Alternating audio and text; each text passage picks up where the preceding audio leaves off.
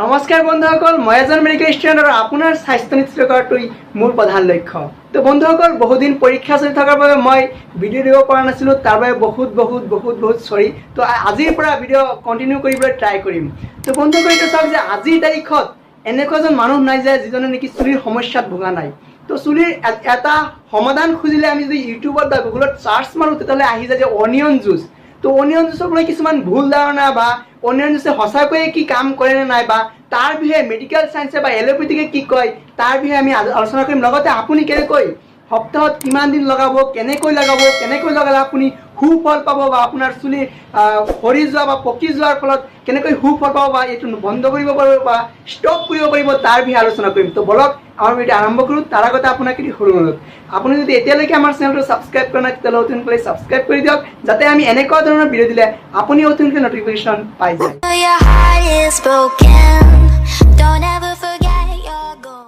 বন্ধুসকল, আহক ভিডিঅ'ৰ আৰম্ভণিতে কৈ লওঁ যে গুগল বা আপুনি ইউটিউবত য'তেই চাৰ্চ নামাৰক কিয় বা আপুনি কোনোবা মানুহক সুধিলে যে অনিয়ন জুচ কৰি থাকে তাৰ বিষয়ে মেডিকেল চায়েন্সে বা এলোপেথিকে কি কয়।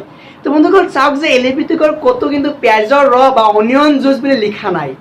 লিখা আছে যে আমাৰ চুলিৰ কাৰণে ছালফাৰ এটা গুৰুত্বপূৰ্ণ হয়, আমাৰ চুলিৰ শ্বাইন বা আমাৰ চুলি ঠিক কৰা, আমাৰ চুলিৰ হেয়াৰ ফলবিলাক ৰোধ কৰাৰ ক্ষেত্ৰত ছালফাৰে গুৰুত্বপূৰ্ণ ভূমিকা পালন কৰে বুলি লিখা আছে।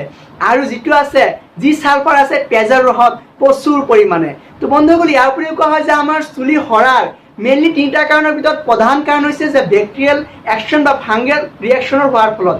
তো এইটো কোৱা হয় যে পিঁয়াজৰ ৰসত আছে প্ৰচুৰ পৰিমাণে এণ্টি বেক্টেৰিয়েল আৰু এণ্টি ফাংগেল প্ৰপাৰ্টিজ। আৰু যি নেকি যদি আপোনাৰ বেক্টেৰিয়েল একশ্যন হয় বা ফাংগেল একশ্যন হৈ চুলি সৰি আছে তেতিয়াহ'লে আপোনাৰ চুলি সৰাটো বন্ধ কৰিব পাৰে। কিন্তু চুলি সৰাৰ বহুতো কাৰণ হ'ব পাৰে, এই ক্ষেত্ৰত বংশগত হ'ব পাৰে বা ডিহাইড্ৰ টেষ্টষ্টেৰনৰ ফলত হ'ব পাৰে, যদি হৰমনৰ কাৰণে হ'ব পাৰে হয় বা যদি জাতি বা বংশগত কাৰণে হয় তেতিয়াহ'লে কিন্তু ই কেতিয়াবা ৰোধ কৰিব নোৱাৰিবও পাৰে। তো গাইছ, এতিয়া হওক আমি কথা পাতি লওঁ যে পিঁয়াজৰ ৰসত প্ৰকৃতত কি আছে।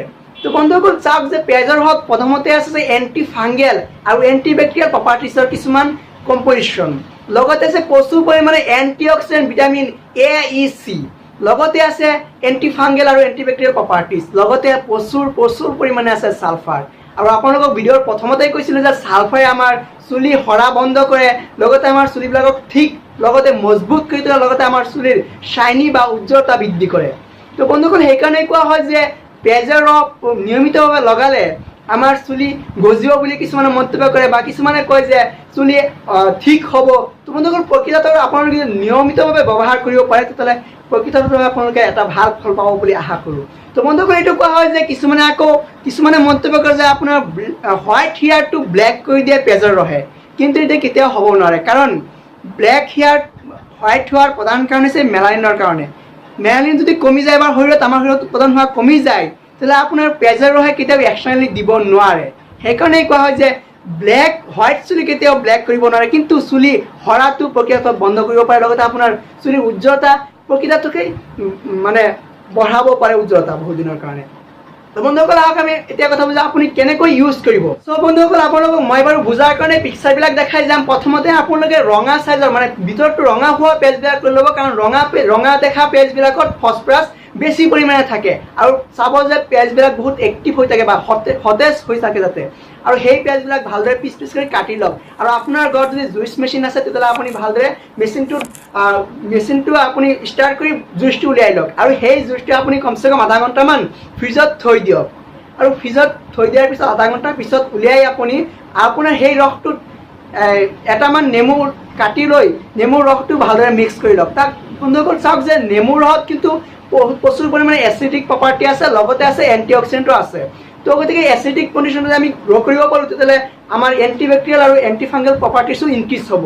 সেইকাৰণে কয় যে নেমুৰ ৰসটো মিহলাই লোৱাটো আৰু বেটাৰ হয়। তো বন্ধুসকল, আপোনালোকে এটা কটন লৈ বা তুলা লৈ আপোনালোকে সেই আপোনাৰ স্কেল্পৰ গোটেইখিনি লেয়াৰত আপুনি লেয়াৰ মানে স্কেল্পৰ গোটেইখিনি ঠাইত আপুনি লাহে মাছাজ কৰি দিবলৈ ট্ৰাই কৰক। কমচে কম আধা ঘণ্টা সময় মাছাজ কৰি দি থাকক।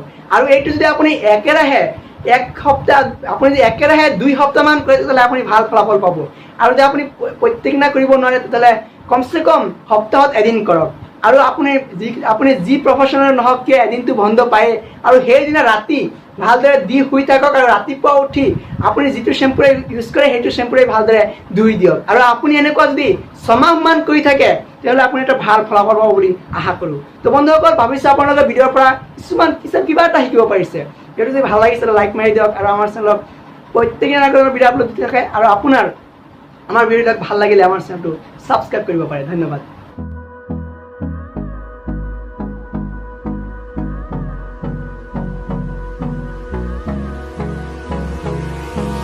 Hold me close till I get up. Time is barely on our side.